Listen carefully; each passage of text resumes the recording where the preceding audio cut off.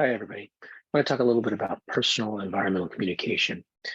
Uh, as we have discussed previously, I like to think of environmental communication in three general buckets or themes. I've talked a little bit about how these themes fit together in an all-encompassing way. I think at the outset, personal, institutional, and public. Today, I want to talk about that personal bucket. As an environmental professional, you need to be able to communicate about yourself, about your work, and engage with others who have similar interests or with constituencies as you move forward in your profession. So I want to talk about some of these things today, and this is just going to be a very brief overview.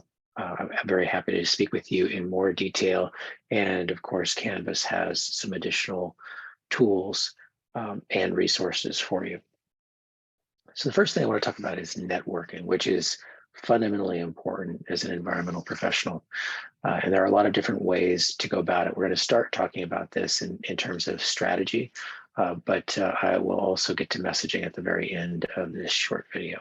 So first thing I would say, as you are getting into networking, is that it's really important to set networking goals. I think oftentimes people are very haphazard with the way that they network, and that's not an extremely efficient way to do things. Also, if you don't do a certain degree of planning, I don't think it's a very natural process. And I think that if you weave networking into your daily life with set goals, then it just becomes part of your interactions with other people. It doesn't have to seem forced, and I think it can be extremely useful. So, at the outset, think about what your networking goals are, what you want to achieve through networking, and who you need to speak with in order to achieve those goals. So that could be individuals, it could be people within a particular field. I think that identifying the characteristics of folks that you want to network is really important. As I said, you want to build it into your daily life. It's just a great way to cultivate relationships. And I think if you focus on friendships rather than getting something out of the interaction, you'll seem much more genuine. And I think it becomes more of uh, a mutually beneficial and engaging activity. So we will talk about how you tell your story and how you engage people in a networking pitch or icebreaker later on. But again, I want to just talk about networking and the fundamentals here. I do think that there's a lot of value in joining professional groups and organizations. Professional societies are a big part of networking in some environmentally related fields. Some of those societies, of course, require membership fees and dues, but other professional groups, listservs, groups on LinkedIn, even Facebook, other social media sites can be useful as well. And I cannot stress enough how important it is to have business cards and resumes available at all time. Now, when I say business card, of course, that might seem a little antiquated. Do you actually need a physical card to be a business card? I don't know that that's necessarily true anymore. There are a lot of digital cards out there. And of course, there's a lot of ways to keep your resume. It doesn't just have to be on bond paper.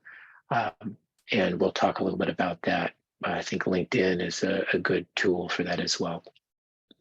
Okay, so moving on, I want to talk about digital and social tools to help with your personal networking, or personal environmental communication, rather. A couple of things that I think are extremely useful. We've talked a little bit about social media, and of course, we'll be expanding on that topic. So I'm not really going to cover that here, although I do have some guidance on Canvas for some social media tools. In terms of your digital presence, I know this might seem a little bit corny, but I would really highly recommend that you do some internet searches for your name to see what pops up. It's really important as a professional, and especially as an environmental professional, that you control the content that people see about you when they look for you online. So do a search and see what the top results are. Is it information that you control personally? Is it information that others control about you? Now, my suggestion is that the top hits that come up should be things that you can control. And I say this for multiple reasons. One is that there's increasing evidence that when you apply for a job, the HR professionals and others who may be hiring you are going to be using more than just your submitted materials in order to select candidates. They'll be doing these searches about you. And if it's information that you can control, then it's information that you can augment uh, and information that you can use to augment your submitted materials. A couple of these sites that I think are extremely useful are things like information portals. So here's an example of one, About Me. It's essentially a landing page that you can select. These are free. In the case of About Me, oftentimes you can make these About Me / and your name. That's the best way to control the algorithms so that when people search for your name, it's one of the first things that pops up. So here's one for science communicator Liz Neely. She's fairly well known. But the thing about Me is they're relatively attractive sites. They have nice formatting. And you can provide not only just a brief bio about yourself, but also links to other information about you. So this is a useful way to not only control the content, but to display it in a way that's visually appealing as well. And as you can see, there's links to websites, to other social media accounts as well. So About Me is a good one. Another one that we frequently see is Linktree. Linktree is also extremely useful. In some cases, people make link trees about other topics that they're interested in. These don't just necessarily have to be about your personal brand or your personal identity, but again, very useful. There's a lot of flexibility here. As you can see with this particular one, you don't necessarily put as much biographical information on the main landing page, but you can add a lot of different links as well as social media too. So it can be pretty beneficial. The last one I want to talk about in terms of digital tools, and I think probably the most important one, is LinkedIn. LinkedIn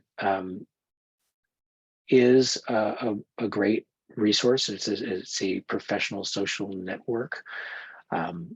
We'll talk more about it as we move into our discussions of social media, but in terms of personal environmental communication, I think it's really a must. The University of Washington also has put a lot of effort into making resources available. So if you go to the Career Center, you'll see the Career Center or the Career Center's website, you'll see a lot of information on that website that will provide guidance on how to do pretty much everything you want to do in LinkedIn. So there are recorded webinars and other resources to help you get started building up a good LinkedIn profile. The thing I like most about LinkedIn is it allows you to augment your resume and cover letter, particularly with digital information and other material that really isn't conveyed well in in a paper resume or cover letter, those static documents. So you can add videos, you can add links to websites and other content, as well as this profile here from a former student shows. Great way to add to those simple materials that you might submit. Because let's face it, when you submit a resume and a cover letter, you typically have a one-page cover letter, typically a one-page resume, and that's just not enough. A couple of things that I would recommend in terms of LinkedIn tips. First of all, you definitely want to provide some personalization to your page. I think an aspirational headline, especially if you're looking for a position, is useful. Having professional photos, and when I say professional photos, these don't have to be taken professionally. They just should be of a professional quality. So you have a friend take photos of you, and you should have a good profile photo as well as a good header photo. You want to do this one because they're much more eye-catching than the standard photos, but also there's a lot that you can convey within an image. And then, of course, create a thorough professional profile and have it proofread, just like you would with a resume and cover letter. Have other people look over your material. You don't want to have any errors or typos. I think it's a great idea to include classes that you've taken, leadership opportunities that you've participated in. I think because of the attributes of LinkedIn, you can do things like join alumni groups for your institutions. You can also join professional groups as well. One of the best features I think of in terms of LinkedIn is that not only can you follow and connect with other individuals. It's a great way to expand your network that way, but you can also ask for recommendations and endorsements of particular skills. So these things live online, and rather than asking people repeatedly for recommendations for these new jobs that you might apply to in the future, have them write out a recommendation or endorsement on LinkedIn, and then it lives online with your profile. All right, I'm going to talk about messaging next, because your personal messaging is really important, whether it's messaging about you or messaging about the projects that you're involved in. Being able to communicate about these things is very critical. Things that I want to make clear from the outset. First of all, as Chip and Dan Heath have so eloquently stated, many of us, especially as professionals, experience what we think of as the curse of too much knowledge. It's when you have a lot of information or a lot of knowledge about a topic, and because of that wealth or body of knowledge that you possess, it's sometimes difficult to share that with others, because it's a matter of trying to convey a whole lot of information to someone in a way that's relatively easy and straightforward for them to understand. So if you're working on a big complex project and someone asks you about it, how do you convey that in a way that isn't overwhelming to them? I think the ways to do this is, first of all, to focus on core ideas, and not necessarily sound bites. Know what the main ideas are for your project or for your own personal brand in the case of networking. Simple, but not necessarily simplistic, is really important. Ideas should be explained in one sentence or more, or one sentence or just a few sentences. It's really critical to eliminate jargon, and sometimes we don't even know the jargon that we're using.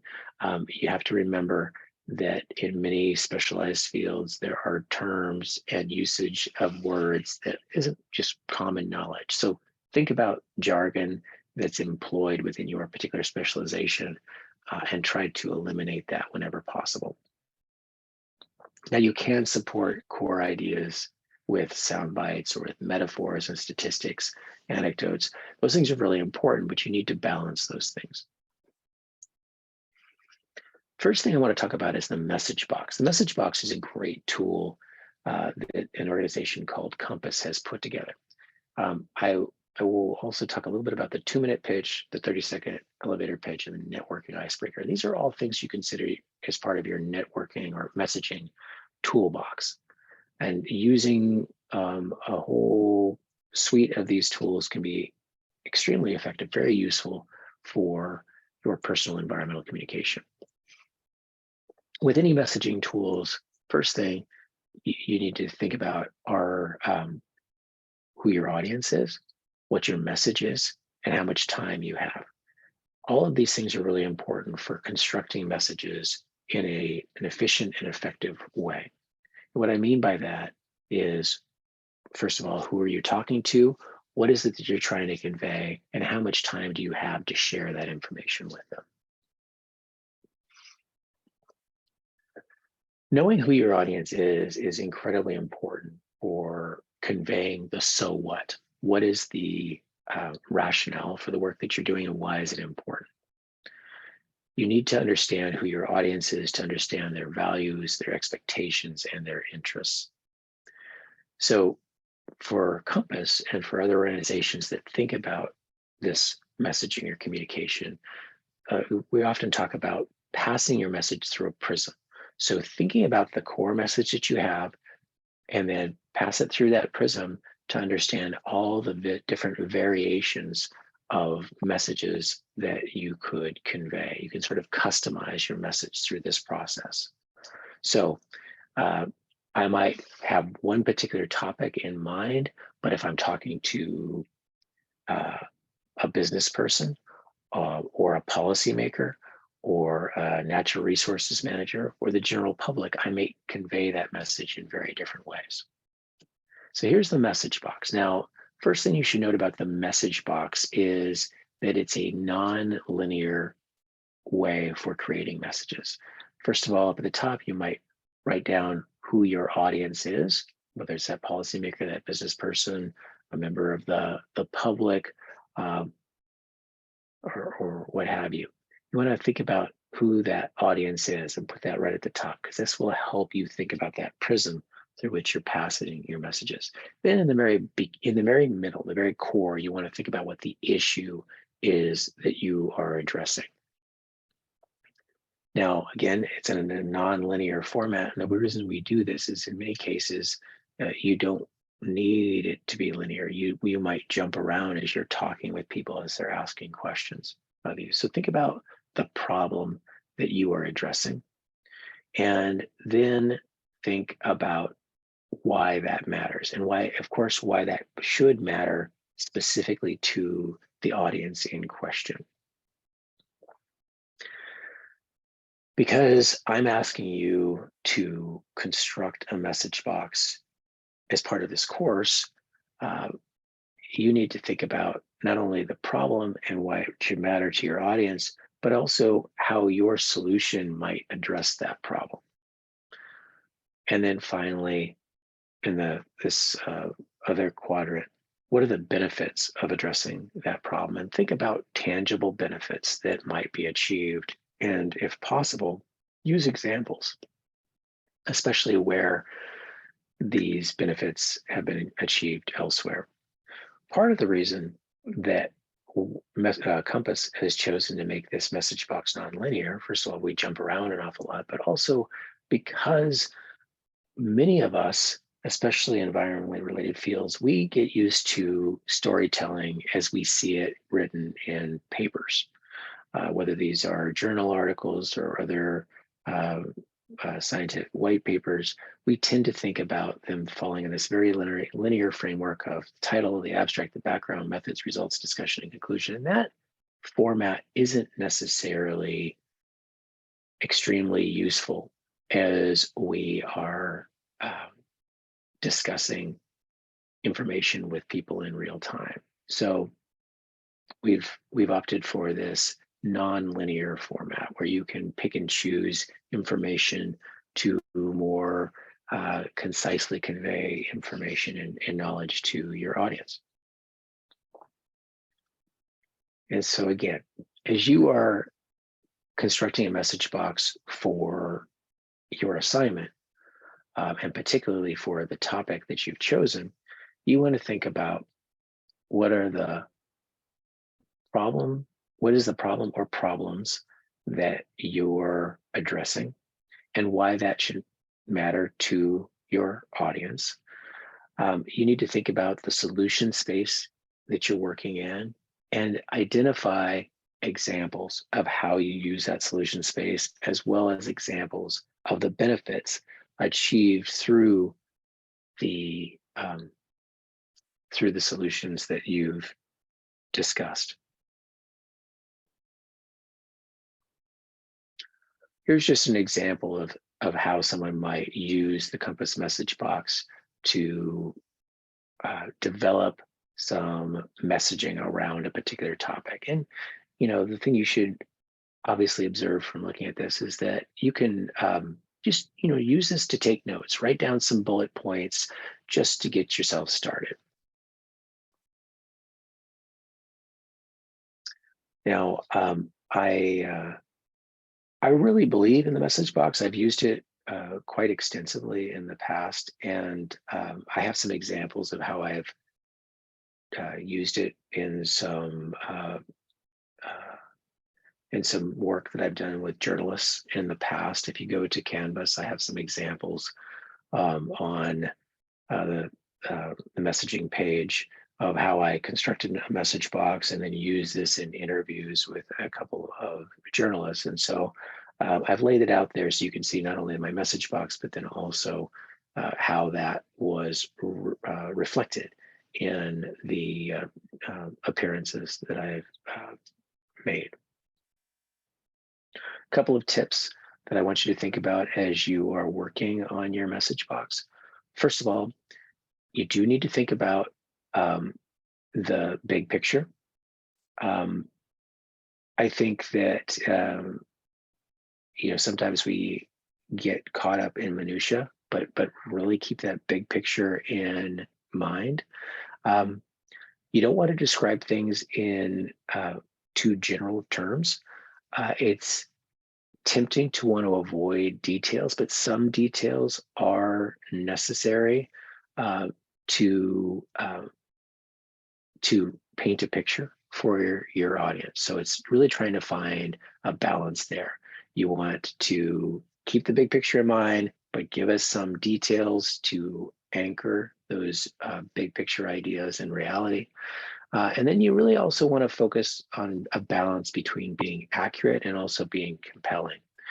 As I've mentioned to you all before, as humans, we are hardwired to appreciate a good story. So a compelling story is really important. Accurate details are, of course, useful, and we don't want to, of course, embellish, but we want to provide enough of those details with a high enough degree of accuracy while also thinking about a compelling story. And just as I showed you that example of someone's draft message box, it's really important to recognize that this is an iterative process. So you start crafting out some ideas, big bullet points, but then refine those points through sharing with others. I really do think that feedback is critical. So you're going to be crafting a draft, and then you're going to be sharing that with others. And ideally, through an iterative process, you will hone a message that is compelling, that is accurate, and also meaningful to your audience. Now, as I talked about just a few slides back, there's really, the message box is just one tool in your toolbox.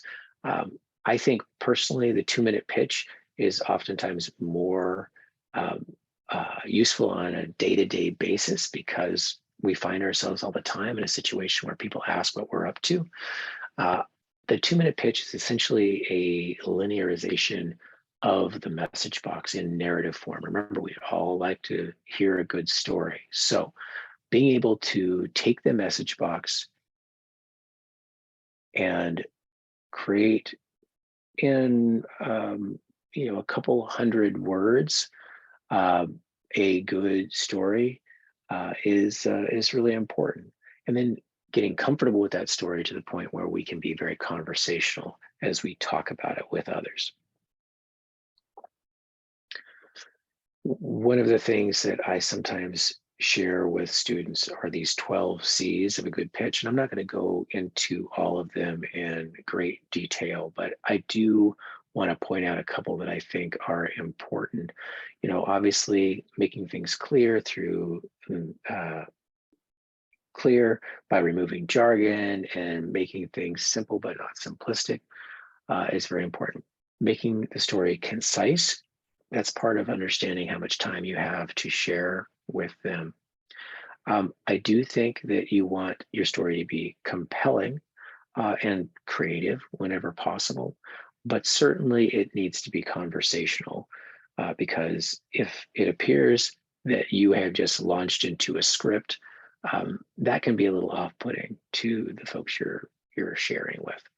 And then finally, a good pitch is one that is customizable, right? So once you come up with a basic message box and a 2-minute pitch, you should be able to, through just a little bit of tweaking, make that all very customizable to the audience that you're sharing it with. So maybe you have something that is a base message box, base pitch, and then you can tweak it for any audience that you come across.